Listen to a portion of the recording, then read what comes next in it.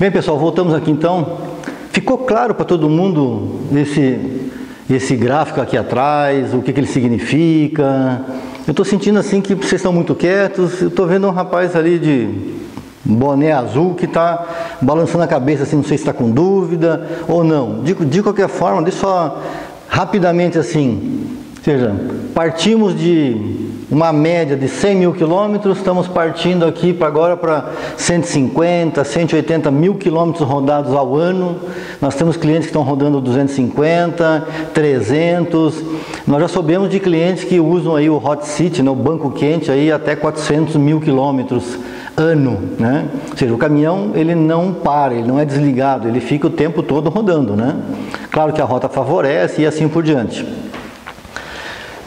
O consumo, hoje você compara uma composição de alta capacidade, que transporta 50 toneladas, faz um consumo muito próximo de um veículo de 30, 40 anos atrás, transportando 45 toneladas, né, de PBTC. Então é um ganho muito expressivo, muito forte, né? Isso ajuda bastante a reduzir custo. E na questão de custo por carga útil também, ele está baixando também, principalmente em função de transportar mais com os custos, né, quer seja fixos e variáveis, menores do que era no passado. Legal? Rapaz aí de boné azul, belezinha? Ok, seguimos adiante então. Aqui uma tendência que a Volvo tem puxado, as outras montadoras também têm vindo atrás e estão também se mobilizando também para isso, é oferecer cada vez mais potência ao longo dos anos. Então, nós estamos falando aí, historiando um pouquinho, na faixa dos anos 70, 80, por exemplo, era muito comum transportar carretas, 45 toneladas, 41,5 toneladas, por exemplo, com veículos de 250, 270 cavalos. Ou seja, as grandes montadoras começaram assim, aqui no Brasil.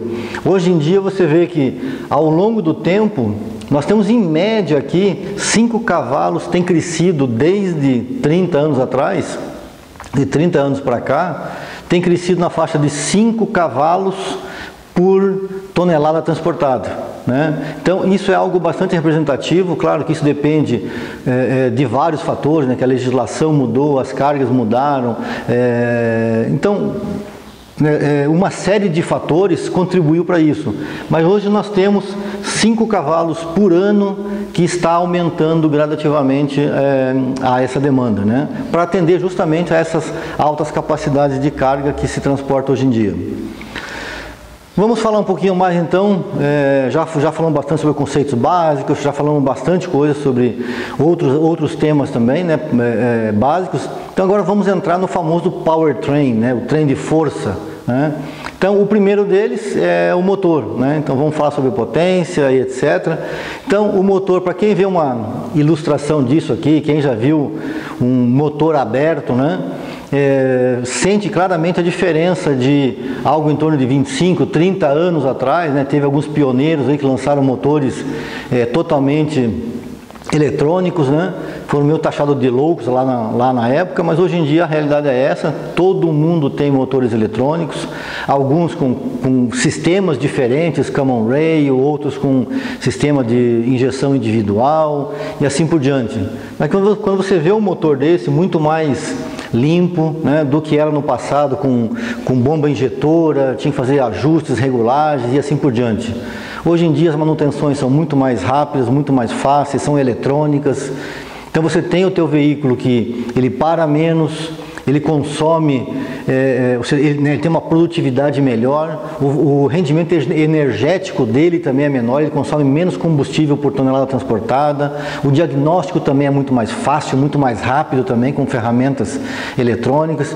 Então essa é a motorização que nós temos hoje e isso a tendência é só melhorar cada vez mais.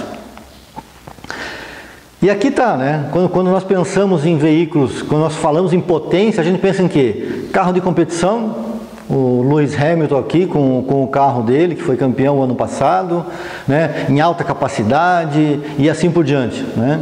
São conceitos diferentes, né? A potência, o conceito é o mesmo, mas a construção dos motores, elas são diferentes. Você pega um carro de Fórmula, por exemplo, um carro de alta competição, normalmente eles são o que a gente chama de motor mais quadrado. Ele tem o curso, né, que nós vimos ali na parte de cálculo volumétrico de cilindrada, ele tem o curso e o diâmetro muito parecido. Então ele trabalha em altíssimo giro. No passado eram 18 mil giros, então vocês podem ver que a diferença é astronomicamente grande em relação ao motor a diesel. Hoje em dia, por uma questão de durabilidade, custos da Fórmula 1, ele gira na faixa de 12 mil giros aproximadamente. O que a potência faz? É justamente fazer com que o caminho, né, nesse caso aqui o veículo, né, ele seja o mais rápido possível. No caso de caminhões, isso faz sentido? Também faz, né? Nós queremos que o caminhão rode o mais rápido possível, né, que saia o mais rápido possível, que aproveite essa potência também. Então, para que a gente consiga definir, né, o pai disso tudo foi o James Watt, que ele, assim, puxa, mas como é que eu vou comparar as máquinas, comparar os caminhões, eram muito mais máquinas, né, que faziam eletricidade, de produção, etc.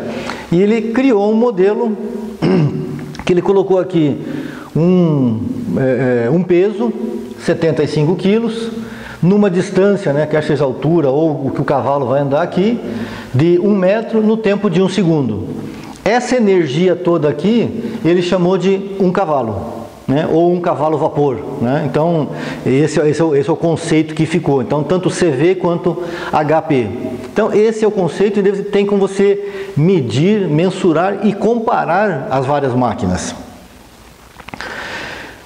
Aqui eu recomendo vocês, na página 15 da apostila, tem um vídeo bem ilustrativo. Ele fala basicamente mais focado em automóveis, mas ele trabalha muito o conceito de potência, o que é, para que serve. Então, eu recomendo que vocês vejam esse vídeo, tirem bastante dúvidas ali também, para a gente dar continuidade aqui no nosso processo.